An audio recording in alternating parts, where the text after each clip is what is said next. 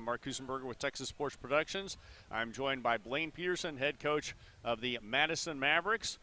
Coach, another fine season at Madison, and I'd like to make a point. When you took over at Madison, things weren't necessarily ideal, either on the field, off the field, and I don't want to dwell on that. I want to dwell on the fact that once again, Madison has been one of the strong programs, a consistent playoff team, a team that consistently has a playoff win in them.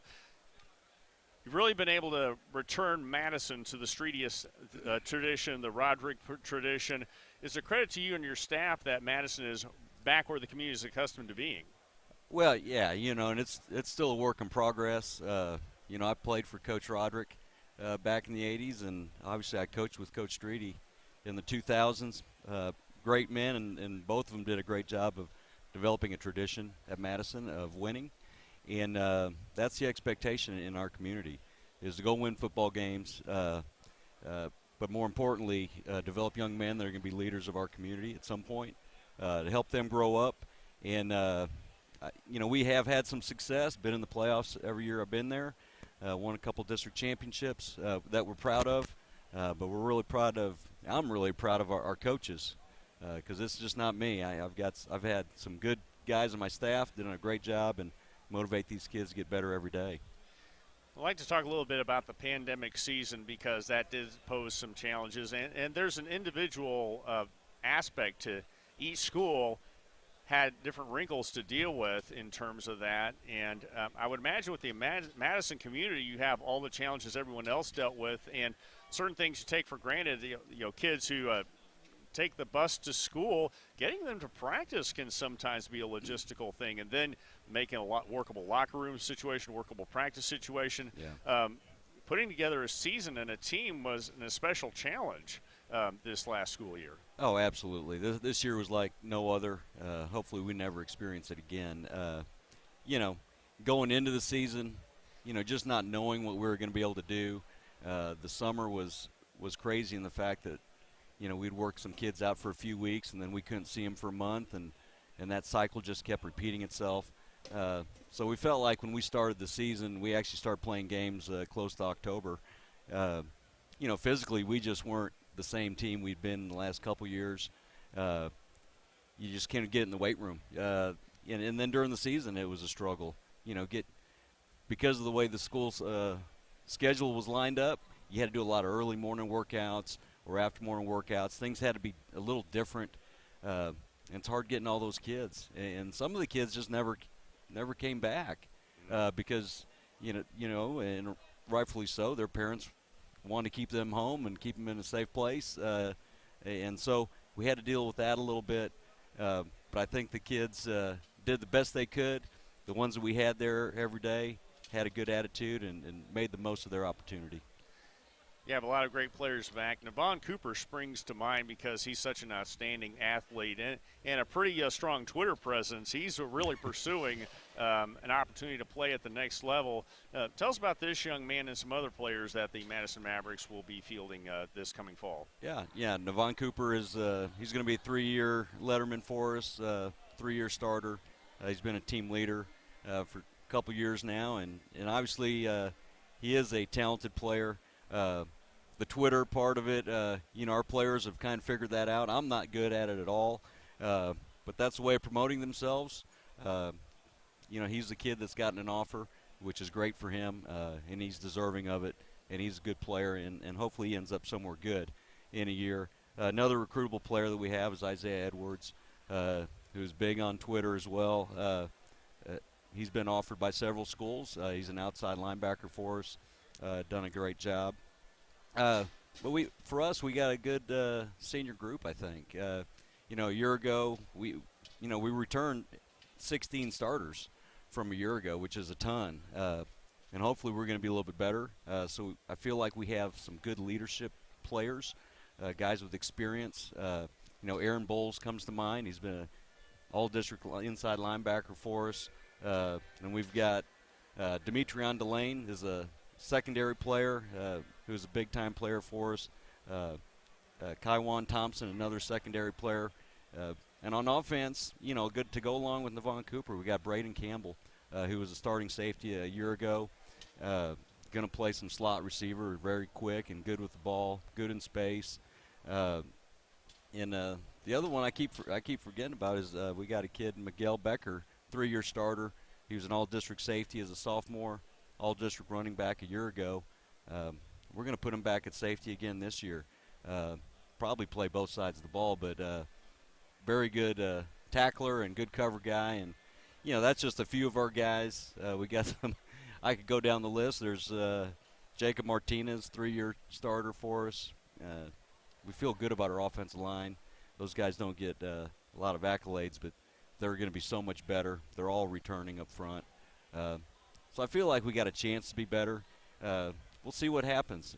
You know, our quarterback position, we moved a young man named Caden Mata from receiver to quarterback, and we're going to see how that works out for us. I think you've heard about 4 different players who are changing positions, and we know players play multiple positions, and that goes back as far as I can remember doing this job with the Madison Mavericks. How do you prepare players to be flexible, to have that attitude? Wherever you need me, Coach, I'll do what it takes for the team. Well, first they got to have a good attitude to want to do it. Sometimes it's hard to move a running back to a defensive side, defensive position, but the kids got to have a good attitude and want to do it. And we've got a lot of kids that like that. You know, for us, we try to develop athletes, and if they're a good athlete, they have good abilities. They have the ability to play both sides. When they're young, they are playing a lot on both sides of the ball or multiple positions on one side of the ball, and that's part of our practice routine. We do it all the time, and you know, we're a 6A school, but we're trying to get our best 11 on the field all the time, and sometimes that means the kids got to play both ways.